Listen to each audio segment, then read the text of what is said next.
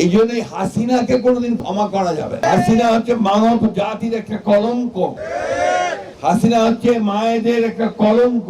আমি গতকাল বেসরকারি বিশ্ববিদ্যালয়গুলোর যে অনুষ্ঠানে গিয়েছিলাম, সেখানে একজন মা, তার একমাত্র পুত্র, তিনি নিজে একজন হাসপাতালের নার্স, তিনি একটা বক্তব্য দিচ্ছিলেন।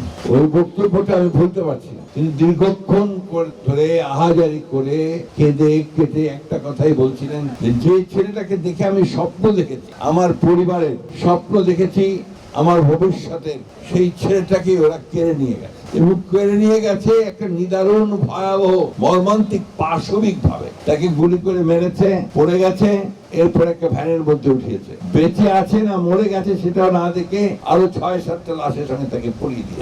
চিন্তা করতে পারেন, একটা স্বাধীন দেশের নাগরিক আমরা 1971 সালে যুদ্ধ করেছিলাম একটা স্বাধীন দেশের জন্য।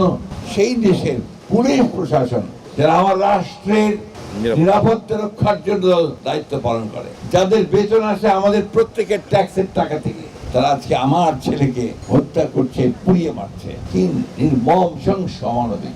এই জন্যই হাসিনাকে কোনোদিন ক্ষমা করা যাবে। হাসিনা হচ্ছে মানব জাতির একটা কলঙ্ক, হাসিনা হচ্ছে মায়েদের একটা কলঙ্ক।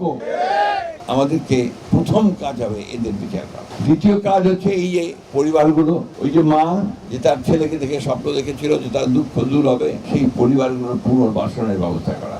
আর যারা আহত হয়ে আছে, যারা চোখ হারিয়েছে, তাদের পুনর্বাসনের ব্যবস্থা করা। এটা না হলে ভবিষ্যৎ এবং জাতি আমাদের ক্ষমা করবে না। তাই আজকে আমি গতকালও প্রস্তাব করেছি, আজকেও প্রস্তাব করেছি, নির্বাচনে সেটা পরের কথা। আমরা আমাদের দলের পক্ষ থেকে আমি আজকেই আমি ভারপ্রাপ্ত চেয়ারম্যান মহোদয়কে বলবো যে আমরা দলের পক্ষ থেকে একটা ফান্ড রেজ করবো। সেই ফান্ডে আমরা এই সমস্ত পরিবারগুলোকে আমাদের পক্ষে যতটুকু সম্ভব আমরা সহযোগিতা করব। ইতিমধ্যে আমাদের ভারপ্রাপ্ত চেয়ারম্যান সাহেব এই যে আমরা বিএনপি পরিবার, তাদের মাধ্যমে কিন্তু তিনি এই কাজটি করছেন। বন্ধুগণ, বক্তব্য বাড়াবো না। এই যে গাছ লাগানো, এটা শুধু একটা গাছ লাগানো নয়, এটা একটা পৃথিবীকে বাঁচানোর একটা কাজের অংশ। এইটা একটা আপনার ভবিষ্যৎ নির্মাণের একটা কাজ। সুতরাং এটাকে সবাই মিলে আমাদেরকে গুরুত্ব দিতে হবে।